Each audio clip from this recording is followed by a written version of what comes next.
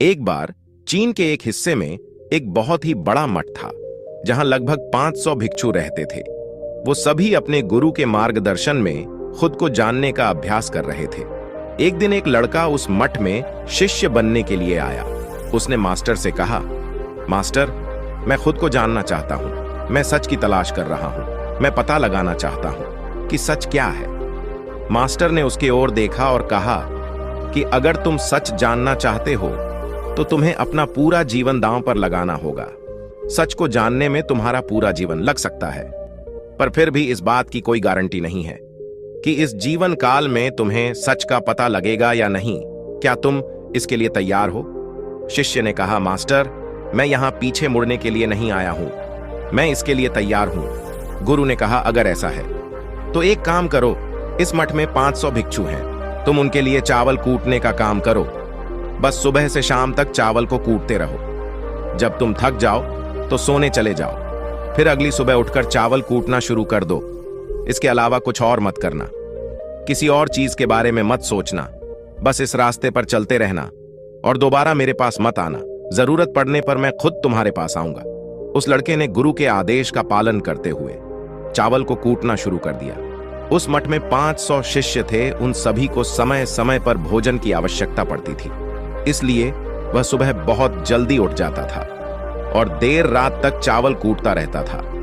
जब वह थक जाता तो उसी कमरे में सो जाता जहां वो चावल कूटता था, और वो किसी से बात भी नहीं करता था और ना ही कोई इसके पास बात करने आता था।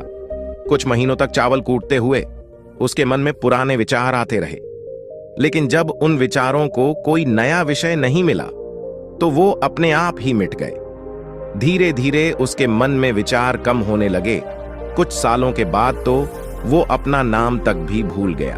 वो हमेशा चुप रहता और विचारहीन अवस्था में बस चावल कूटता रहता। उसने ना तो कभी ध्यान किया था और ना ही कभी कोई शास्त्र पढ़ा था। मठ के बाकी शिष्य उसे मूर्ख समझते थे। ऐसा करते हुए 12 साल बीत गए। 12 साल बाद एक दिन मास्टर ने घोषणा की कि अब मेरा आखिरी समय आ रहा है और मुझे अपना उत्तराधिकारी चुनना है, जो मेरे बाद इस मठ का मुख्य होगा। इसलिए मेरा कोई भी शिष्य जिसे लगता है कि उसे आत्म साक्षात्कार हो गया है और उसने खुद को जान लिया है, तो रात को मेरे दरवाजे के पास आकर इस दीवार पर कुछ पंक्तियां लिखें जिसमें उसकी जिंदगी का सारा अनुभव समाया हो। कई शिष्य ने ऐसा करने के बारे में सोचा। मठ के प्रमुख शिष्यों में से एक ने वहां जाकर कुछ पंक्तियां लिखी। उसे बौद्ध धर्म ग्रंथों का बहुत ज्ञान था। सभी शिष्यों को लगता था कि वो इस मठ का उत्तराधिकारी बन सकता है। उसने लिखा था कि मन एक दर्पण की तरह है जिस पर विचारों और इच्छाओं की धूल जमा हो जाती है। इस धूल को हटाने के लिए ही ध्यान है। जिसकी धूल हट जाती है और मन का दर्पण साफ हो जाता है, वो मोक्ष को प्राप्त कर लेता है। अगली सुबह जब मास्टर उठे और उन्होंने इन पंक्तियों को देखा तो उन्हें बहुत गुस्सा आया और उन्होंने कहा कि किस बेवकूफ ने ये सब कचड़ा मेरी दीवार पर लिखा है। वे शिष्य जिसने ये लिखा था वो चुप रहा। हालांकि उसने जो पंक्तियां लिखी थीं वे ज्ञान से भरी थीं, लेकिन ये सब किताबी ज्ञान था। वो शिष्य बहुत चालाक था। उसने पंक्तियां लिखी, लेकिन नीचे उसने अपना हस्ताक्षर नहीं किए, क्योंकि वो स्वयं इसके बारे में निश्चित नहीं था कि ये सही है या नहीं, क्योंकि उसने आत्म साक्षात्कार नहीं हुआ था। गुरु ने इन पंक्तियों को पूरी तरह से खारिज कर दिया। ये देखकर सभी हैरान रह गए।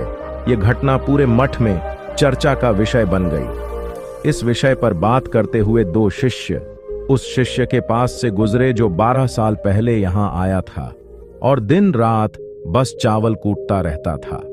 दोनों की चर्चा सुनकर वो धीरे से हंस पड़ा। दोनों शिष्य ने उनसे पूछा कि तुम क्यों हंस रहे हो? उन दोनों की नजर में वो चावल कूटने वाला बहुत ही तुच्छ भिक्षु था। किसी ने भी उसे ना तो कभी ध्यान करते देखा था और ना ही कभी कोई शास्त्र पढ़ते हुए। हर कोई इसे मूर्ख समझता था कि बस चावल कूटना ही जानता है। उस मठ में बहुत ही बड़े बड़े विद्वान थे, लेकिन उस चावल कूटने वाले को किसी से कोई मतलब नहीं था। इसलिए वो दोनों शिष्य उसे मुस्कुराता हुआ देखकर चकित रह गए। उन्होंने फिर उससे पूछा कि तुम क्यों हंसे? उसने जवाब दिया, मैं इसलिए हंसा क्योंकि मास्टर सही बोल रहे हैं। ये सभी पंक्तियां कचड़ा है। इन पंक्तियों का कोई मूल्य नहीं है। वो दोनों शिष्य चौंक गए। उन्होंने उससे पूछा कि क्या तुम कुछ ऐसी पंक्तियां लिख सकते हो जो इससे बेहतर हो? चावल कूटने वाले ने जवाब दिया, नहीं, क्योंकि मैं अनपढ़ हूं, लेकिन हां, मैं कुछ पंक्तियां कह सकता हूं। पर अगर तुम उन पंक्तियों को लिख सकते हो तो मैं तुम्हारे साथ जाने के लिए तैयार हूं। उन दोनों शिष्य ने कहा, ठीक है।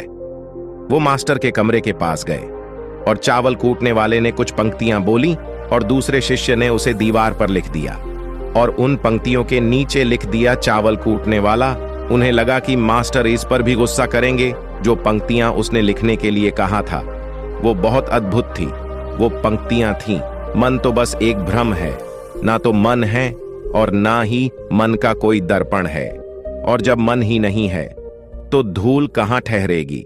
जो ये जानता है वो सच को जान गया है। जब गुरु ने इन पंक्तियों को देखा तो वो आधी रात को उठे और उस चावल कूटने वाले के पास गए। वह सो रहा था। मास्टर ने उसे जगाया और कहा कि ये लो मेरी छड़ी और मेरे वस्त्र, ले लो, आज से तुम मेरे उत्तराधिकारी हो। लेकिन अभी इस मठ को छोड़कर दूर चले जाओ, क्योंकि इस मठ में बहुत सारे विद्वान हैं जो खुद को तुमसे श्रेष्ठ मानते हैं। वो तुम्हें मार देंगे, क्योंकि वो इस बात को बर्दाश्त नहीं कर सकते कि एक साधारण से चावल कूटने वाला उनसे ज्यादा विद्वान निकला। तुम्हें वह सारा ज्ञान हो गया है जो मुझे है, और तुम्हें यह केवल चावल कूटते कूटते हुआ है। और मुझे पता है कि तुम जहां भी जाओगे लोग तुम्हारे पास आने लगेंगे, क्योंकि जब कोई फूल खिलता है तो उसकी महक हर तरफ फैलने लगती है।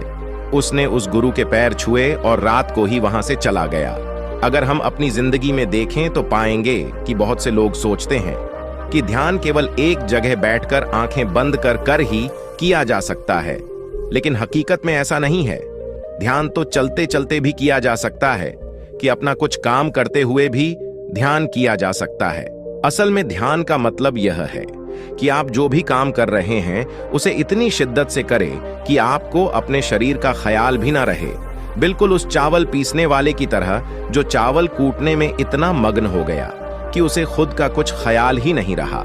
चावल कूटते हुए ही उसने आत्म साक्षात्कार प्राप्त कर लिया। इसी तरह जैन का अर्थ है हर समय वर्तमान में रहना और कुछ नहीं सोचना, क्योंकि मन तब तक ही है जब तक विचार है। जब विचार नहीं रहेंगे तो मन भी गायब हो जाएगा, और जब मन ही नहीं रहेगा तभी केवल तुम अपने आप को अच्छे से जान पाओगे। असल में हमें अपने वास्तविक स्वरूप को जानने के लिए कोई अन्य साधना करने की आवश्यकता नहीं है। हम जो कुछ भी कर रहे हैं बस उसमें हमें पूरी तरह से खो जाने की जरूरत है। अपने काम में इस कदर लीन हो जाओ कि आपका काम ही ध्यान बन जाए। तो दोस्तों, आज के वीडियो में बस इतना ही। उम्मीद है आपको यह वीडियो पसंद आई होगी। अगर पसंद आई होगी तो वीडियो को एक लाइक करना मत भूलिएगा। ओम बूम बुधाय नमः। ओम बूम बुधाय नमः। ओम बूम बुधाय नमः।